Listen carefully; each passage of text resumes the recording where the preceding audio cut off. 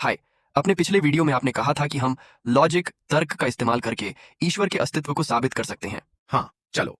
Contingency argument, निर्भरता का तर्क में गहराई से उतरते हैं। यह कहता है कि अस्तित्व के 3 प्रकार होते हैं: कंटिंजेंट, निर्भर, नेसेसरी, अनिवार्य, और इम्पॉसिबल, असंभव। क्या आप उसे समझा सकते हैं? जरूर।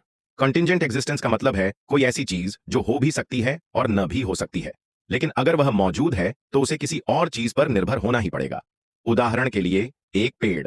पेड़ को ब्रह्मांड में होना जरूरी नहीं है, वह हो भी सकता है और न भी हो सकता है, लेकिन अगर वह है तो उसे पानी, धूप और मिट्टी जैसी चीजों पर निर्भर होना पड़ेगा ताकि वह बढ़ सके और जीवित रह सके। इनके बिना कोई पेड़ नहीं। हाँ, समझ गया। तो हमारे आसपास की हर चीज कॉन्टिंजेंट, निर्भर है, क्योंकि सब कुछ किसी और चीज पर निर्भर करता है, जैसे हर चीज को एक कारण चाहिए। बिल्कुल। अब इम्पॉसिबल एग्जिस्टेंस का मतलब है कोई ऐसी चीज जो हो ही नहीं सकती क्योंकि वह लॉजिक, तर्क को तोड़ती है। उदाहरण के लिए, 4 भुजाओं वाला त्रिभुज।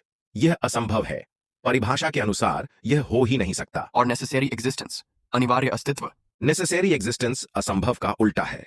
इसका मतलब है कोई ऐसी चीज जिसे होना ही होगा, उसका न होना असंभव होगा, और वह किसी और चीज पर निर्भर नहीं होती, वह अपने आप में ही मौजूद होती है। ठीक है, दिलचस्प। अनिवार्य अस्तित्व किसी भी चीज पर निर्भर नहीं करता, इसलिए उसके होने के लिए किसी कारण की जरूरत नहीं है। सही। एक अच्छा उदाहरण है गणित में संख्याएं, जैसे संख्या एस। इसे अस्तित्व में आने के लिए किसी कारण की जरूरत नहीं। ऐसा नहीं है कि इसे किसी ने बनाया या यह ब्रह्मांड पर निर्भर है। संख्याएं बस होती हैं। सोचिए, एक संख्या क्यों मौजूद है? किसने इसे बनाया? किसी ने नहीं, यह अपने आप मौजूद है। हाँ, वह अपने आप है, उसे किसी और कारण की जरूरत नहीं। वाह। अब यही ईश्वर को साबित करता है। एक चीज होती है जिसे इन्फिनिट रिग्रेशन कहते हैं। जैसा कि आप देख सकते हैं, हमारे आसपास की हर चीज निर्भर है। जैसे पेड़ धूप पर निर्भर है, धूप सूरज पर, सूरज गैलेक्सी पर निर्भर है। अगर यह निर्भरता की चेन हमेशा चलती रहे और कभी खत्म न हो, तो यह लॉजिक को तोड़ देती है।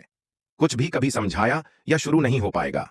इसलिए शुरुआत में एक ऐसा नेसेसरी एग्जिस्टेंस होना जरूरी है जो किसी और पर निर्भर न हो। हाँ, मेरे दिमाग में एक उदाहरण है, जैसे डोमिनोज।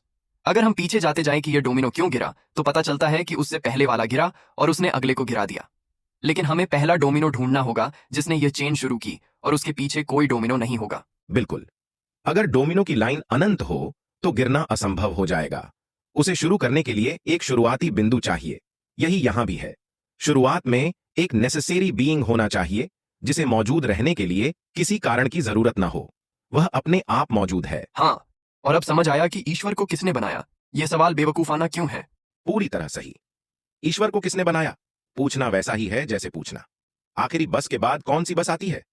अगर वह आखिरी बस है तो परिभाषा के अनुसार उसके बाद कोई बस नहीं होगी। अगर ईश्वर